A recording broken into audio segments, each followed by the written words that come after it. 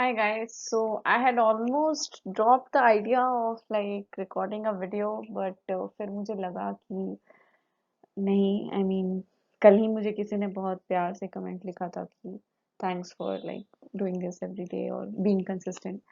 तो मुझे लगा कि आई थिंक कर देते हैं, वीडियो बना लेते हैं, कोई बात नहीं आप लोगों के लिए। चलिए ये भी करना है। और रीज़न ये है कि मेरा बर्थडे है on 2nd of June, so I am in that birthday mode now. Yes, I am that kid who like gets very excited for a birthday. चाहे दुनिया में कोई एक्साइटेड ना हो, मैं अकेले एक्साइटेड हो जाती हूँ। So I get very happy like when my birthday comes. आप इमेजिन कर सकते हैं, मैं एक दिन पहले से लिटरली अभी पूरा एक दिन बाकी है मेरे बर्थडे आने में, +1 hour, 25 hours to go kind of. तो मैं 25 घंटे पहले से इतनी एक्साइटेड हूँ लाइक तो आप सोचो कि मैं बर्थडे के दिन कितनी एक्साइटेड रहती होंगी। So yes, and I think enjoy करना चाहिए यार, ये सब कुछ मोमेंट्स होते हैं लाइफ में, एक बार आता है पूरे साल में। So I literally live this, I love it. और बचपन से इट्स नॉट लाइक नई बात नहीं है, ये मैं बचपन से खुश होती हूँ and I don't need anything. मुझे बस ऐसे ही मुझे खुशी होती है। सो ओके, बहुत बड़ा इंट्रो हो गया। Let's start the video. This is part 3 of polity previous year questions, 2010 to 2019. And in this video, we'll be covering the topics directive principles of state policy and fundamental duties. And we'll also discuss the 11 fundamental duties which are present in our constitution. So let's start the video. So first question is from the year 2017. Which principle among the following was added to the directive principles of state policy by the 42nd Amendment to the Constitution? A. Equal pay for equal work for both men and women. B. Participation of workers in the management of industries. C. Right to work, education and public assistance. D. Securing living wage and human conditions of work to workers. So please pause the video and I'll discuss the answer. So the answer is option B, that is participation of workers in the management of industries. So this was added by the 42nd Amendment Act of 1976 to the Directive Principles of State Policy. ये कुछ amendments हैं जो बहुत important है, 42nd, 44th Amendment Act 1978। तो थोड़ा जब आप पढ़ते हैं ये सब chapters, this facts become very important. When we'll be covering these topics in Lakshmikant, you will see this कि ये सारे जो amendments हैं ये थोड़े important हैं, you should know that. So let's proceed to the next question. Next question is from the year 2017 again. Consider the following statements with reference to the Constitution of India. The directive principles of state policy constitute limitations upon first, legislative function, second, executive function. So which of the above statements is or are correct? So please pause the video and I'll discuss the answer. So the answer is neither one nor two. So with reference to the Constitution of India, the directive principles of state policy do not constitute any limitations upon legislative or executive functions. As we are already aware, directive principles of state policy are just like, instrument of instructions. They are, inspired from the instrument of instructions contained in the Government of India Act 1935. So these are just instructions that should be followed by the government for formulation of policies or executive actions, but these do not constitute any limitation. ऐसा नहीं है कि आप जाकर court में इसके against बोल सकते हैं कि ये हमारे साथ गलत हुआ, because this is non justiciable. ये बस एक कई गाइडलाइंस है गवर्नमेंट के लिए, एग्जीक्यूटिव्स के लिए कि ये फॉलो होना चाहिए, ओके, बट ये ऐसे बाइंडिंग नहीं है, ओके, सो कोई लिमिटेशंस नहीं कॉन्स्टिट्यूट होते हैं। So let's proceed to the next question. Next question is from the year 2015. Consider the following statements regarding the directive principles of state policy. First, the principles spell out the socio-economic democracy in the country. Second, the provisions contained in these principles are not enforceable by any court. So which of the statements given above is or are correct? So please pause the video and I will discuss the answer. So the answer is both 1 and 2. Second point तो अभी तुरंत मैंने बोला था that it is not enforceable by any court, ये non justiciable provisions है। और जो एक इम्पॉर्टेंट फैक्ट है हम लोग सबको पता होना चाहिए that directive principles of state policy are included in part 4 of the constitution and articles 36 to 51, these like contain the provisions which are the directive principles of state policy. Also these principles spell out the socio-economic democracy in the country. तो आप देखिएगा कि जो part 3 है उसमें आता है हमारा फंडामेंटल राइट्स, ठीक है। तो पार्ट 3 में फंडामेंटल राइट्स आता है और पार्ट 4 में directive principles of state policy. So part 3 fundamental rights actually spell out the political democracy in the country, जहाँ पे पॉलिटिकल डेमोक्रेसी की हम बात कर रहे हैं, लोगों को फ्रीडम दे रहे हैं, राइट्स दे रहे हैं। और जब पार्ट 4 की बात आती है directive principles of state policy, तो यहाँ पे सोशियो इकोनॉमिक डेमोक्रेसी की बात हो रही है। एंड दैट इज वाई ये जो है जब हमारी इंडिया इंडिपेंडेंट हुई थी it was not made like binding, because socio economic democracy तक पहुंचने के लिए आपको थोड़ा बेस पहले स्ट्रांग होना चाहिए। And that is why political democracy को ज्यादा इंपॉर्टेंस दी गई, बाइंडिंग बनाया गया, but socio economic democracy will come with like more development in the country. So you should know that part 4 directive principles of state policy, these spell out socio-economic democracy and fundamental rights spell out political democracy. So let's proceed to the next question. Next question is again from the year 2015. The ideal of welfare state in the Indian constitution is enshrined in its preamble, directive principles of state policy, fundamental rights, 7th schedule. So please pause the video and I'll discuss the answer. तो यहाँ थोड़ा obvious हो जाता है क्योंकि हम लोग discuss ही कर रहे हैं directive principles of state policy की, आंसर तो बी ही होगा। लेकिन थोड़ा जान लेते हैं कि वेलफेयर स्टेट के बारे में कहाँ बात हुई है directive principles of state policy में। Like we are already aware कि आर्टिकल्स 36 टू 51 में है directive principles of state policy. So in article 38 it is mentioned that government should promote the welfare of the people by securing a social order permeated by justice, that is social, economic and political. आप याद कीजिए preamble में भी यही exactly लिखा हुआ है, justice, social, economic and political, and to minimize inequalities in income, status, facilities and opportunities. So this is mentioned in article 38. Okay, so here we see that welfare state की जो बात है की गई है कि लोगों का welfare secure होना चाहिए, by providing justice which is social, economic and political. Also inequalities जो income में, status में, facilities में, opportunities में, ये सब inequalities को कम किया जाना चाहिए. So these are the directions which are provided in the directive principles of state policy in article 38. So let's proceed to the next question. इस क्वेश्चन का मुझे कोई ईयर नहीं मिला, I don't know, so but it was mention in the previous year question का book, so I have like kept it here. According to the Constitution of India, which of the following are fundamental for the governance of the country? A. Fundamental rights. B. Fundamental duties. C. Directive principles of state policy. And D. Fundamental rights and fundamental duties. So please pause the video and I'll discuss the answer. So the answer is of course option C, that is directive principles of state policy. So yes, these are fundamental for the governance of the country. क्योंकि यहाँ पे हम लोग governance के लिए ही बातें कर रहे हैं कि स्टेट को क्या क्या चीजें लानी चाहिए for like better order in the country, better governance in the country. So that is why option C is the right answer. क्योंकि गवर्नेंस से रिलेटेड नहीं होती ना बाकी चीजें, राइट्स तो हम लोगों को देते हैं ताकि उनकी जिंदगी अच्छी हो, ड्यूटीज होता है जो लोगों को करना चाहिए ताकि मतलब होता है ना सब चीजें सही से चल पाए। आप सोच सकते हैं कि नहीं ड्यूटीज से भी गवर्नेंस होगा, लेकिन governance is like which is done by the government, तो ड्यूटीज तो सिटीजन्स का काम है, अपना काम आप करिए अच्छे से, सारी चीजें अवॉइड करिए, रूल्स अवॉइड करिए, country की respect करिए.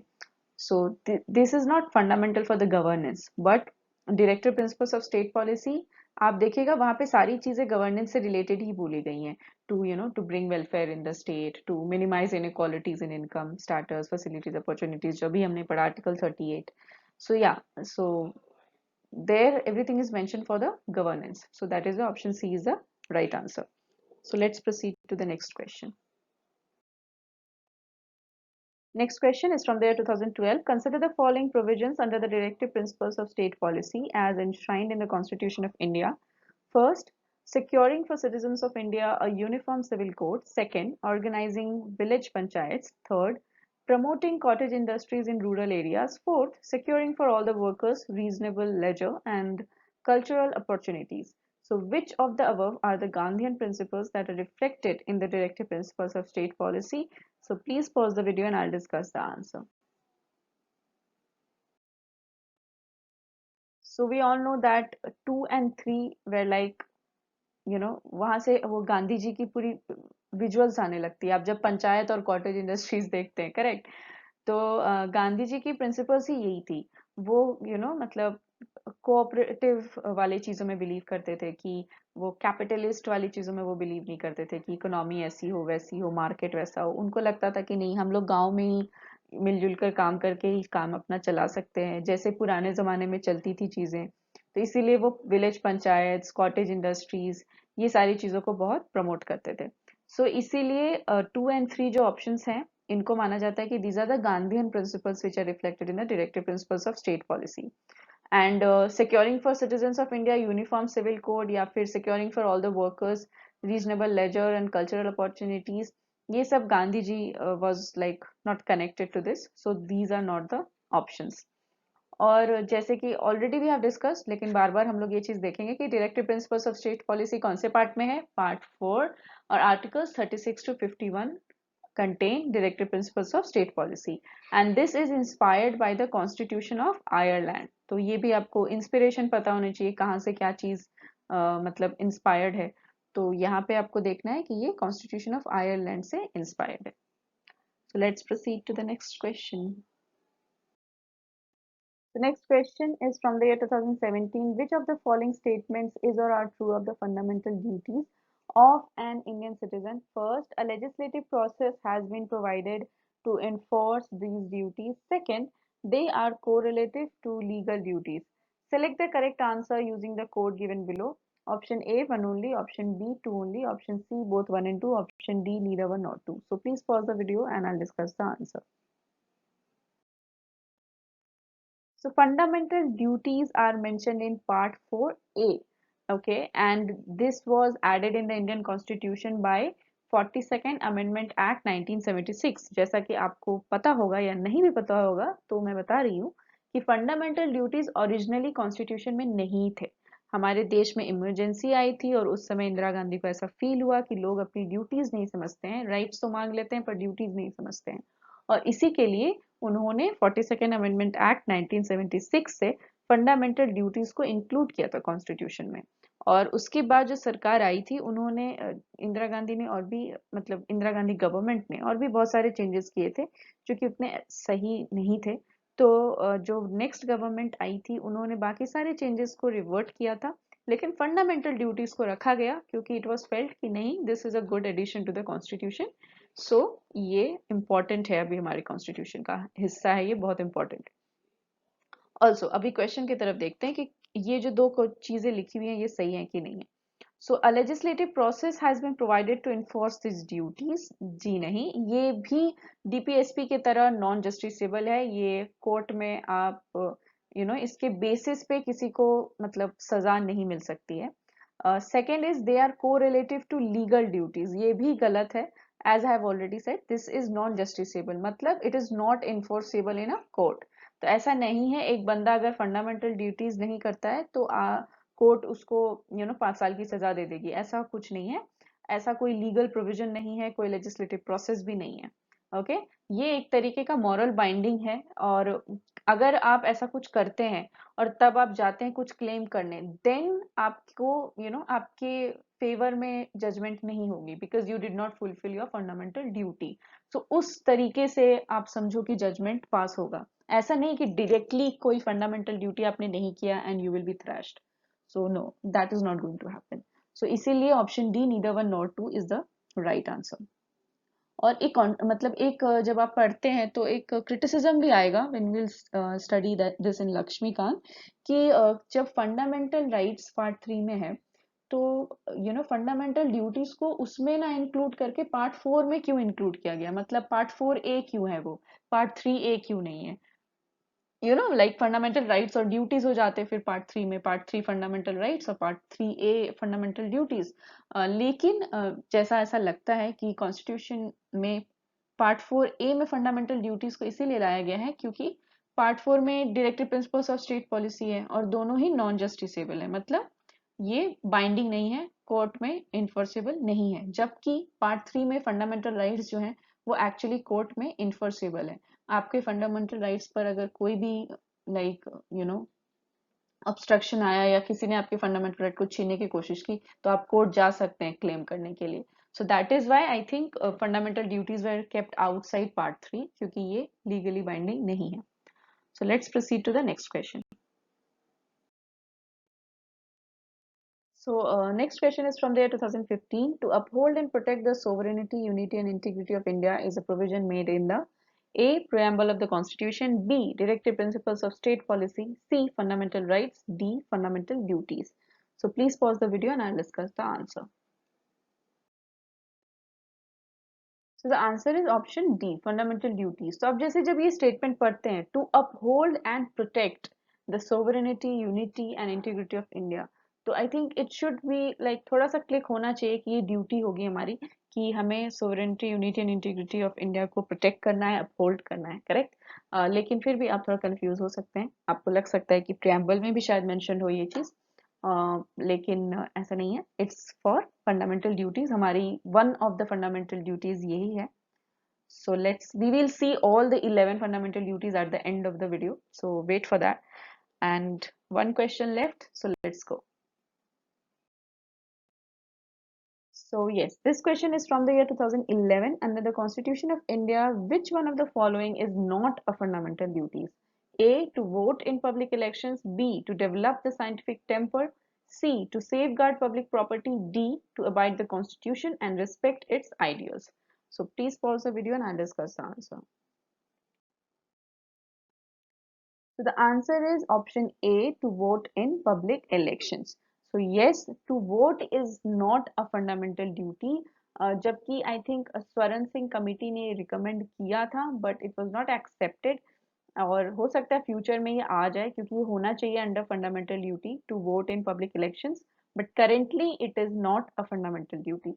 सो अगर आप लाइक पढ़ना भूल गए हैं या आपने नहीं पढ़ा है या फिर आप एक न्यू कमर हैं, देखिए newcomers you have to be chill, okay.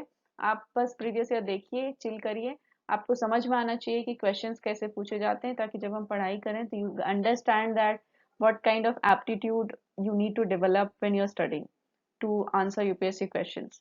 तो आपको चिंता करने की कोई ज़रूरत नहीं है। जो पुराने बच्चे हैं, पुराने खिलाड़ियों, उनके लिए मैं बोल रही हूँ, अगर आपने नहीं भी पढ़ा फंडामेंटल ड्यूटी तो आपको लग सकता है कि ऑप्शन बी शायद ना हो, क्योंकि साइंटिफिक टेम्पर डेवलप करने क्यों बोलेगी हमें देश, लेकिन नहीं, ऐसा नहीं है। These other three are actually included. तो abide the constitution and respect its ideals तो ऑब्वियस हो जाता है। ऑप्शन बी सी में आपको लग सकता है कि ये शायद ना भी हो, सी फिर भी ये हो सकता है, बट आई थिंक बी बहुत लोग कंफ्यूज हो सकते हैं अगर नहीं पढ़ा हो तो। So yes, but it is a fundamental duty. So now we will see all the 11 fundamental duties which are mentioned in the Constitution of India. So as we have already discussed that the 11 fundamental duties are included in part 4A of the Constitution, and Article 51A like describes all the fundamental duties which are part of the Constitution. So her part के अंदर एक article होता है जो उससे related provisions को discuss करता है, okay? There are different parts and each part contain a list of articles. यहाँ पे एक ही article है, Article 51A. So Article 51A contains the 11 fundamental duties, which are: first, to abide by the Constitution and respect its ideals and institutions, the national flag and the national anthem, which was quite obvious कि we have to like respect the Constitution, respect the ideals, the institutions of our country, the national flag and the national anthem. Okay. Second, to cherish and follow the noble ideals that inspired the national struggle for freedom. तो जो Indian freedom struggle रही है उसके पीछे जितने भी Nobel ideals रहे हैं, जो आइडियोलॉजीज, जो आइडियल्स, जो थॉट प्रोसेस रहा है, उसको भी चेरिश और फॉलो करना है। So this is also one of our fundamental duty. Third is to uphold and protect the sovereignty, unity and integrity of India. So this is our fundamental duty ताकि हम अपने देश की जो sovereignty है, supremacy, unity, integrity इस सब चीज को हमें uphold करना है. मतलब इज्जत इज्जत देनी है, उसको ऊपर बना के रखना है और प्रोटेक्ट भी करना है. Fourth is to defend the country and render national service when called upon to do so.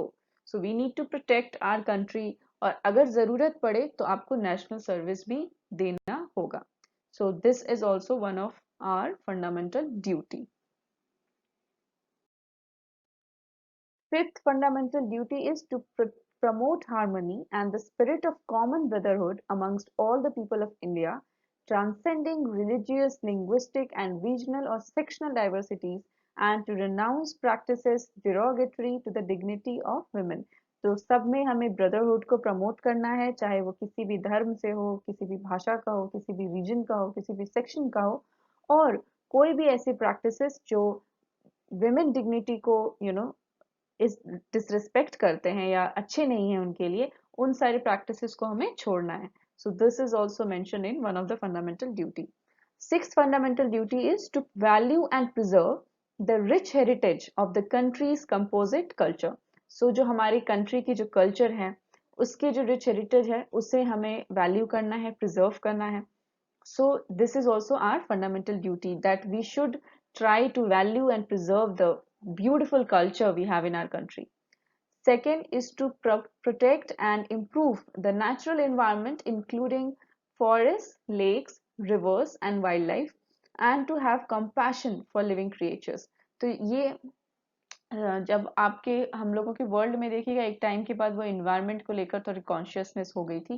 तो that is why this has become one of our fundamental duty कि हम अपने नेचुरल इन्वायरमेंट को प्रोटेक्ट करें, उसे इम्प्रूव करने की कोशिश करें, जैसे कि फॉरेस्ट है, लेक्स है, रिवर्स है, वाइल्ड लाइफ है, जो जानवर लोग हैं, और जितने भी लिविंग क्रिएचर्स हैं, जो जीवित जंतु हैं काइंड ऑफ, उनके लिए हमारे दिल में थोड़ा कंपैशन हो, प्यार हो, एम्पैथी हो. तो ये भी हमारी फंडामेंटल ड्यूटी है. Eighth fundamental duty is to develop scientific temper, humanism, and the spirit of inquiry and reform. So basically ये fundamental duty ये कहती है कि आपको कोई कुछ बोले, आप उसे ऐसे बस मान नहीं लो. आपके अंदर ऐसा टेम्पर होना चाहिए. एक साइंटिफिक टेम्पर क्या है? रीजन करने की क्षमता. आप रीजन करिए, क्वेश्चन करिए, इंक्वायरी करिए कि क्यों ऐसा है.